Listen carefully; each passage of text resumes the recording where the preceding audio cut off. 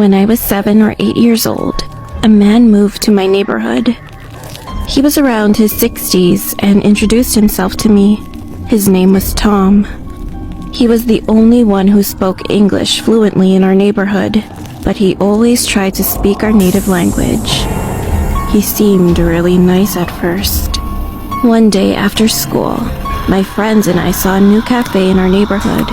We were curious and wanted to know how many desserts they had, so we stopped by and looked inside. Then we heard someone say, "Hello, kids." He then said, "Come on in. You can have all the desserts you want for free." Without thinking, we went inside and stayed there for 2 hours. After that, we soon stayed there almost every day after school. Everyone started to like Tom. One day, we went to his cafe like we usually did, but for some reason, I felt kind of uncomfortable. Because at some point, I noticed that there were only kids inside his shop.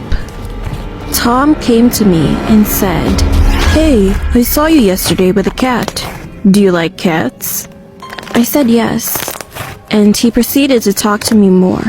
He told me that he has 8 cats in his house and showed me pictures of his cats.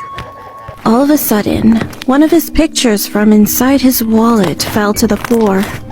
I picked it up and I could see a girl's face with blonde curly hair and green eyes. I thought that she was his granddaughter, but what he told me next was a huge shock. He said, "Oh, this is my wife. She lives in London right now." I was confused because the girl in the picture was just a kid, maybe 14 or 15 years old. I thought that he was lying or something. Then I got up. "Oh, I forgot. My mom is waiting for me." So I quickly left the shop and went back home. Then I just hugged my mom. The next day when I got to school, there were policemen everywhere. I didn't understand what was going on.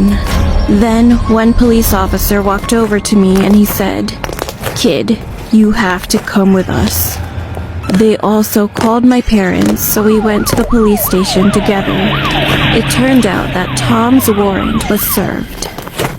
They found lots of data on his computer about the young girls who were raped by him.